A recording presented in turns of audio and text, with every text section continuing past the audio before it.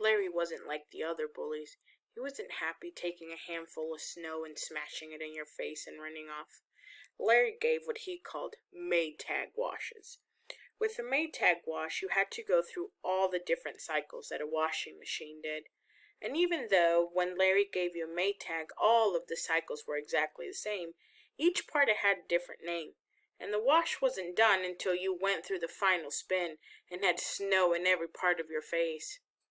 Ever since Larry got these new leather gloves, he was giving super Maytag washes, because he could grind a whole lot more snow in your face for a whole lot longer, since his hands weren't getting as cold.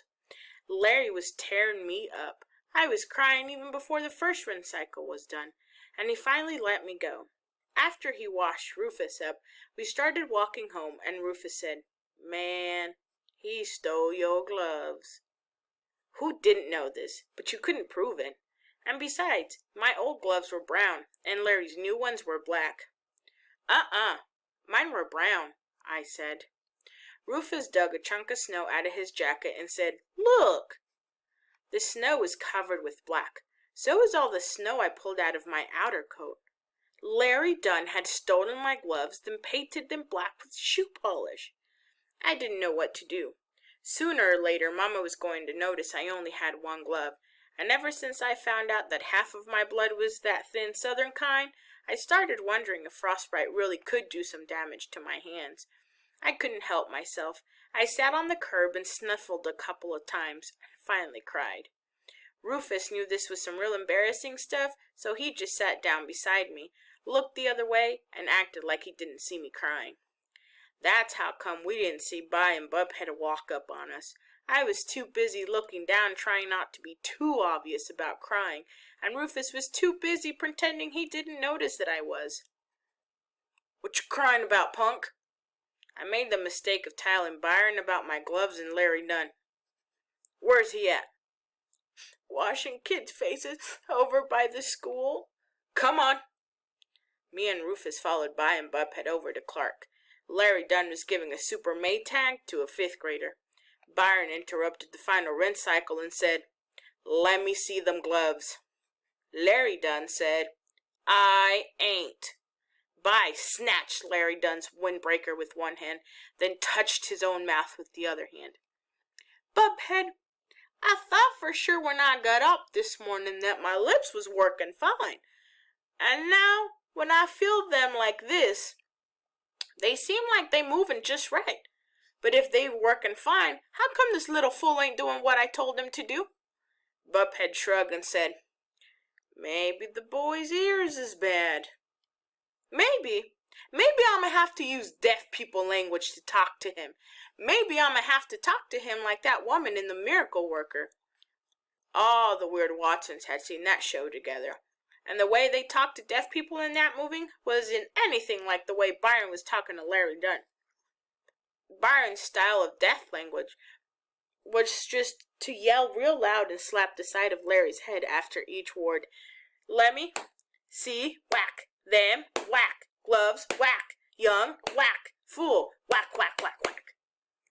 This had to be killing Larry Dunn. Larry didn't cry or anything.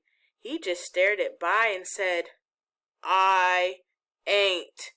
He talked real tough, but he didn't do a thing when Byron snatched the gloves off his hands. The palms of the gloves were brown, and the backs were black. Byron threw me the gloves.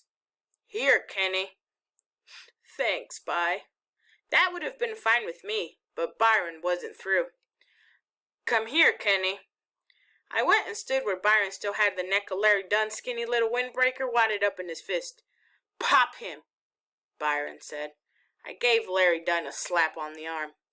"I'ma only tell you one more time. Pop him."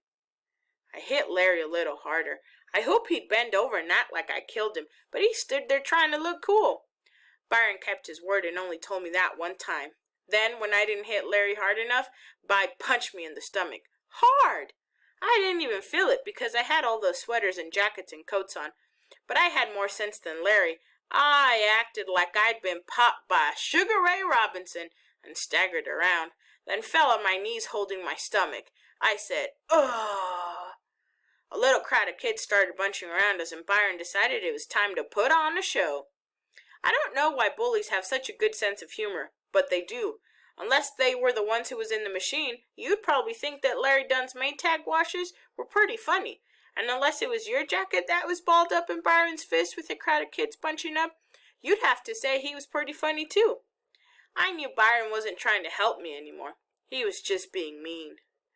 Well, well, well, Mr. Dunn, Bi said, today's your lucky day. Bi dragged Larry over to the chain-link fence that went all around Clark. You want to know why you so lucky today? Larry didn't say anything to Byron, so Byron grabbed his hair and jerked his head up and down a couple times. I guess that means yes. The crowd of kids was getting bigger and bigger and was loving this. Not because they wanted to see Larry Dunn get jacked up, but because they wanted to see anybody get it. They'd have been just as happy if it was me or Rufus or someone else. Well, today's your lucky day, 'cause I'm about to make a new movie. And guess what? You gonna be the star. Byron jerked Larry's arms over his head 3 times. Larry Dunn was really tough. Not only because he wasn't crying when Byron was going to mess him up, but also because when Byron jerked his arms over his head like that, we could all see that Larry's little skinny windbreaker was ripped under both arms, and Larry just had on a t-shirt underneath it. You'd have to be pretty tough to stand around giving people Maytags on a day as cold as this with those skimpy clothes on. I guess that means you're real excited about being in my flick, yeah? Bi said, but I got even some better news for you. Bi lifted Larry up in the air and threw him up. Larry landed on his butt. Someone shouted, "Look at them shoes!" The crowd cracked up. Larry Dunn's tennis shoes had holes in the bottoms, and he'd put pieces of cardboard box in them to cover the holes. Byron snatched him back to his feet.